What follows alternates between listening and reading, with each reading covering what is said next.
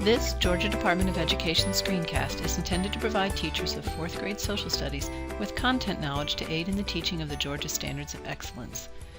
In this screencast, we will take a virtual tour of the 6 important physical features our standard asks students to know. Along with being able to identify the location of the specific feature on a physical map, students may find it helpful to know a bit about what makes that feature unique, and so each feature will be accompanied by a brief overview of it. In the second half of our virtual tour, we will locate and identify the 6 man-made features that our standard asks students to know. As with the physical features, we will look at where each is located and then discuss very briefly what is significant about it. So let's get going. Our first stop on our virtual geography tour is the Atlantic Coastal Plain. The Atlantic Coastal Plain is a wide, relatively flat region that stretches along the central and southern east coast of our country. When the first colonists that founded Jamestown landed here, they were hoping to find gold, but soon realized that the rich, fertile soil and gentle slopes of the Atlantic Coastal Plain could provide them with the next best thing: money, that came from growing cash crops like tobacco, cotton, and indigo. It was this in part that allowed for the success of the large plantations and eventually slavery, and finally the Civil War. Our next stop is the Great Plains, a vast grassy prairie sandwiched between the Mississippi River and the Rocky Mountain Range. Before Europeans came to North America, the Great Plains with their long wild grasses were home to the American bison, or buffalo, as well as the native people who hunted them and used them for food, clothing, and shelter. The Pawnee, who we will learn about later, were one such tribe. As the United States of America grew and expanded westward, France made a deal that later became known as the Louisiana Purchase to sell the U.S. a portion of the Great Plains. This in turn allowed for the opening of new trails, like the Oregon Trail, that eventually took us from sea to shining sea. Our next stop is the Great Continental Divide. The Continental Divide is not something you can obviously see. It is simply a ridge line running the length of the Rocky Mountains, comprised of the highest ridges and peaks. A continental divide is all about how water flows. Rain that falls onto the Rocky Mountains flows downhill and into rivers. Water that falls on the west side of the Continental Divide eventually works its way to the Pacific Ocean. Rain that falls to the east side of the Continental Divide flows to the Gulf of Mexico and eventually the Atlantic Ocean. Next, we travel to the Gulf of Mexico. A gulf is a part of an ocean that is almost completely surrounded by land. In the Gulf of Mexico's case, it is a portion of the Atlantic Ocean that is surrounded on the north and west by the United States and on the south and west by Mexico. Early in our country's history, the Gulf of Mexico was an important resource for food for the Seminoles of Florida. Later, it provided a way for southern plantation owners to ship their cotton overseas to England. And as the Great Plains were settled, it allowed farmers to ship their grains by way of the Mississippi River. Next up is the mighty Mississippi River.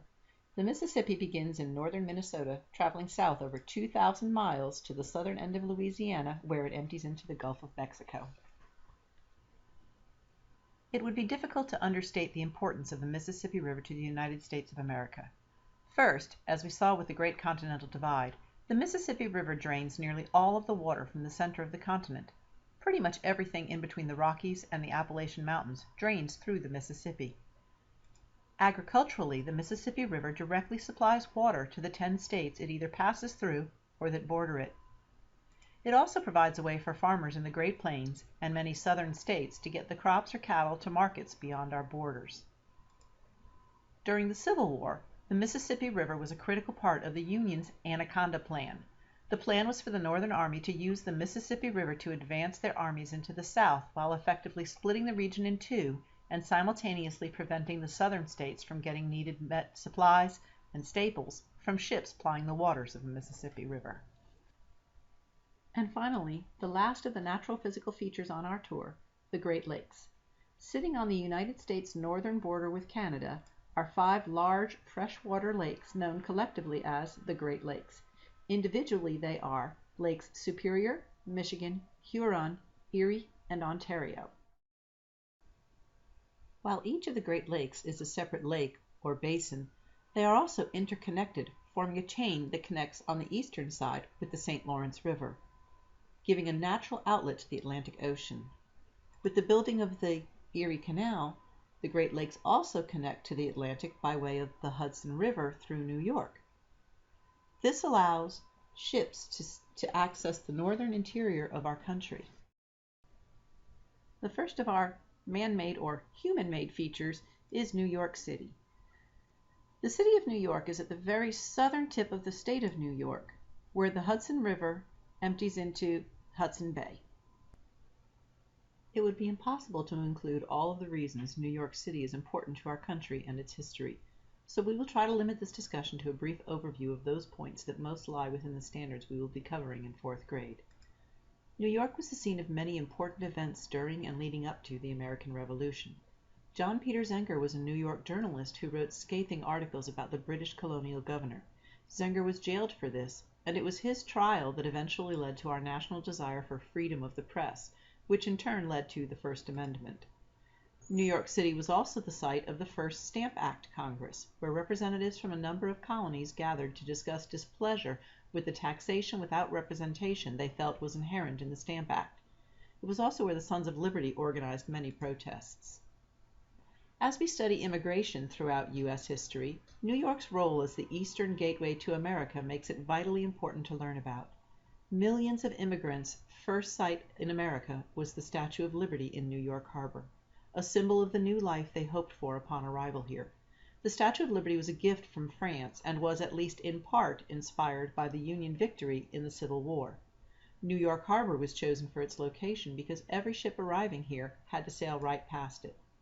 New immigrants' first stop in New York was Ellis Island, the processing center for all immigrants on the entire East Coast. Millions of immigrants from throughout Europe and beyond passed through Ellis Island during the years it was in operation. While the attacks of September 11th are not covered in this year's curriculum, it is worth mentioning because the Twin Trade Towers were targeted specifically because, to Al-Qaeda, they symbolized American economic and trade principles, which we will be looking at during this year's studies. The next city on our tour is Boston, Massachusetts. Boston sits on the eastern edge of Massachusetts, where it borders the Atlantic Ocean. Boston has a large, deep-water harbor. Founded by Puritans seeking religious freedom, Boston was one of the earliest colonial cities. Perhaps it is most significant, though, for being a hotbed of rebellion during the American Revolution.